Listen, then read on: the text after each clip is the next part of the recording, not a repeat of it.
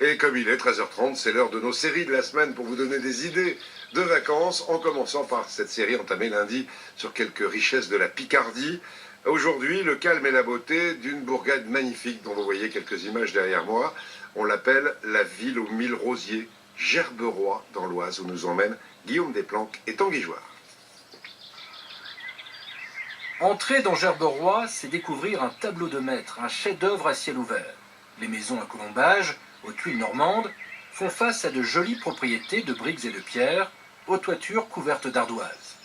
Derrière ces grilles en fer forgé se cachent de magnifiques jardins. Celui de pierre est orné de superbes buis plantés il y a plus de 200 ans. C'est vrai que les buis sont aussi des sculptures, mais c'est des sculptures vivantes qui peuvent changer de forme. C'est un lieu qui est chargé d'histoire et c'est aussi une tour d'ivoire. Un silence extraordinaire, il y a une paix, il y a une tranquillité, il y a une détente. Pour moi, c'est quand même un peu le centre du monde, hein, c'est certain. Le fleurissement de l'ancienne cité médiévale est dû à un peintre impressionniste, Henri Le Sidaner. En lieu et place du château fort détruit, il a fait construire des parterres de fleurs pour y puiser son inspiration. Aujourd'hui, les petits-enfants continuent d'entretenir le domaine pour perpétuer son œuvre. Il a eu cette volonté, effectivement, d'embellir cette petite ville endormie dont il était absolument tombé amoureux. Et c'est la raison pour laquelle, quand il a acheté cette maison en 1904, il a demandé à chaque gerboréen de planter un rosier devant sa maison. Les chemins, les trottoirs, les façades sont embellis par les fleurs. Elles diffusent leur doux parfum aux visiteurs qui se laissent séduire par la sérénité des lieux. Botaniste, Odile nous révèle les secrets de la rose de Gerberoy. Cette rose de Gerberoy a une odeur d'anis, donc avec une odeur d'agrumes. Elle démarre, voyez-vous, un peu rose, ensuite elle finit saumon avec des bords de pétales roses et elle finit un peu jaune.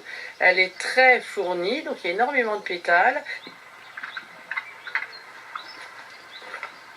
Des fleurs, mais aussi 500 pieds de vigne plantés par des passionnés sur les hauteurs du village. Ils sont aux petits soins pour leur culture, en prévision des vendanges. Pour Jean-Paul, Gerberoy est une cité à part, hors du temps. C'est un village magique parce que le temps suspend son vol. Tout est resté comme à l'époque. Toutes les ruelles, toutes les superbes maisons qu'on peut voir, c'est une merveille. La vie ici, quand on vit dans un village comme celui-ci, c'est un secteur terrestre du paradis. Je me plais à le dire parce que c'est vrai que c'est rare de trouver autant d'attrait au même endroit. On a inscrit le périmètre de Gerberoy à l'inventaire supplémentaire des monuments historiques. Ce qui veut dire que toute cette partie que vous voyez jusque la forêt là est protégée. On ne peut pas construire.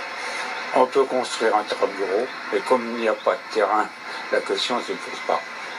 Surnommée la ville aux 1000 rosiers, Gerberoy est un jardin suspendu, un petit paradis, jalousement gardé et préservé des affres du temps.